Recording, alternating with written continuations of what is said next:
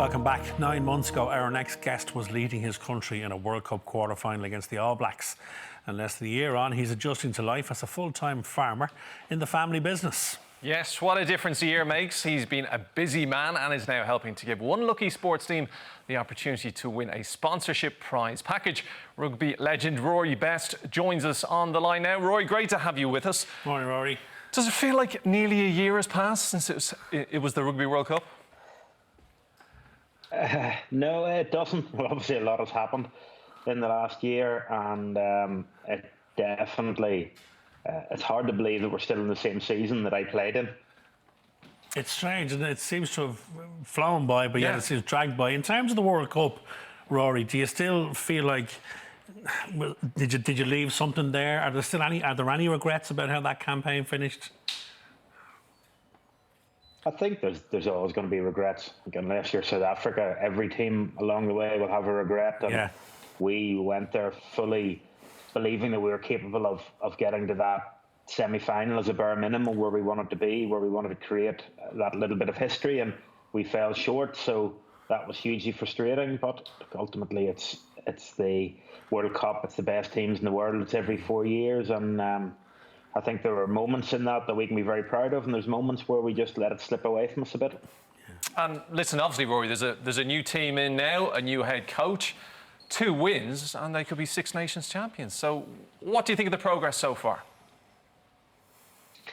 Yeah, I really wouldn't be very worried about the Irish team. I think they're in a really good place with the coaching team that's in there. Andy Farrell will bring a little bit of continuity as well as his own ideas. I think they have a fantastic group of players, a fantastic leadership group in there. So I think the England game and result and performance was disappointing, obviously, but I think the most disappointing thing for Irish rugby is that they didn't get a chance to get back on the pitch against Italy and France and really show where they could go. And I felt that France were definitely beatable. I felt Ireland were probably going to beat them back in the March time, but I think that I think that Ireland, the future for Irish rugby is still very bright, and I wouldn't be too down on it.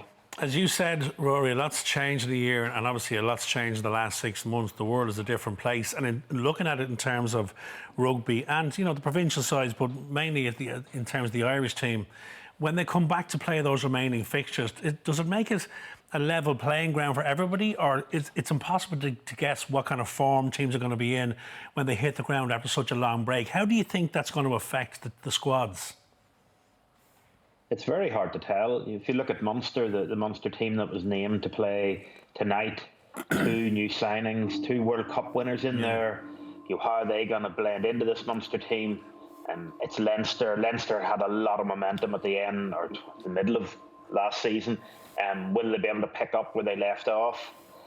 There's now playing Leinster at the Aviva Stadium is very difficult because you're not just playing the 15 on the pitch, you're playing the sort of 45 to 55 that they get in. Now that's gone. What will that take away from them? So there's a lot of unknowns, I think, for everyone and Irish rugby fans, and with me in particular. It'll just be great to see rugby back on the TV and to see the boys getting back. It's been hugely frustrating and a long time for them. Because we hear about that all the time, Rory, from various sportsmen and women that we've spoken to over the last couple of months have gone back to work now, and we hear this thing about the sports people feed off the energy, and there is something in that though, Rory. That is true. You guys do feed off that energy that comes from the crowd. They'll push you over the line massively, and people talk about momentum in sport, and I think until you've been a part of it, and it can be at any level, you feel the momentum, you feel people behind you, and it does give you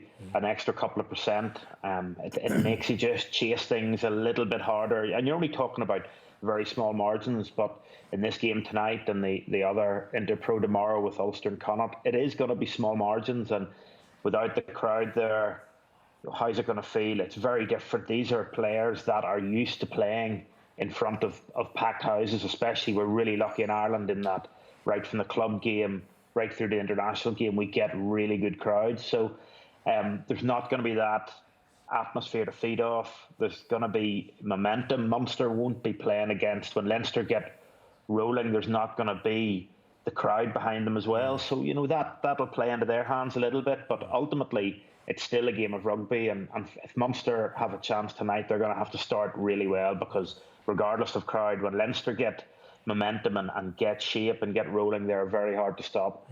Rory, we want to ask you about Leinster in just a second, but going kind of, I suppose, to the flip side of the whole COVID affair, has it been almost a slight positive for rugby players? Because we know the hectic schedule you have now as a professional, and especially with rugby, those impact injuries. It's probably the longest period some of these players have had off since, they were schoolboys. I think from a sheer player welfare point of view, you're taking aside the global pandemic and everything that went with it. From their point of view, to almost get a bit of a sabbatical in the middle of some of their career, towards the end of some of their careers, it is really good for them. Now, the younger guys starting off, they'll want to get going, they'll want to get playing. They need rugby week in, week out to show themselves. But I think for everyone else, to take a bit of a break, to take stock and almost get time to get those little niggles and bumps and bruises sorted, give yourself a good training block, it will be really good for the longevity of some of these players. Again, we're really lucky in Ireland in that we get looked after, but it's still nice to get that break.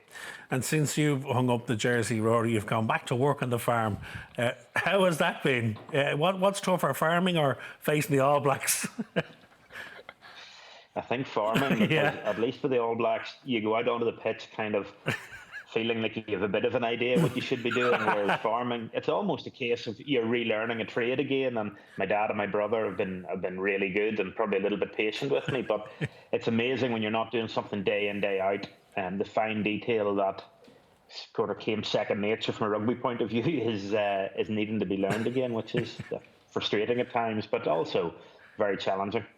Well, Rory, you're involved in this competition to give sports teams a huge opportunity. Tell us a little bit about that.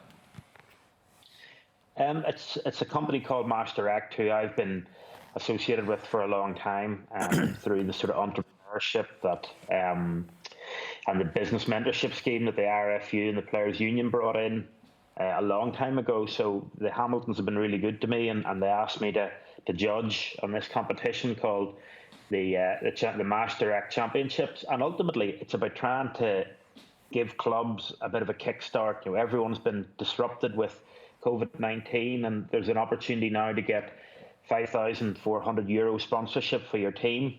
If you get on to masteract.com/sports, it's basically you fill in a form, you put a bit of a video together, and I'm part of a 4-panel judging committee that'll have a look at it. Entries close on the 30th of August, and look, it's a company that I'm really, really happy to be involved in terms of the agri-food sector, healthy eating, and now they're really trying to promote exercise alongside that. So it's really nice fit for me, and it's something that I'm looking forward to. The panel that are there are very interesting. It's a great initiative, Rory, and fair play to you for getting involved. Listen, we really appreciate your time. I'm sure there's lots to be done out on the farm this morning, so we'll let you get back to it. Thanks, Rory. Thanks, Rory. Well, if your sports team would like to apply for the Champ, Ian Ships, who would have done their campaign, genius, head over to the Master Act website for more details. Comedy gold. After the break, more summer occasion wear. We're talking fashion next.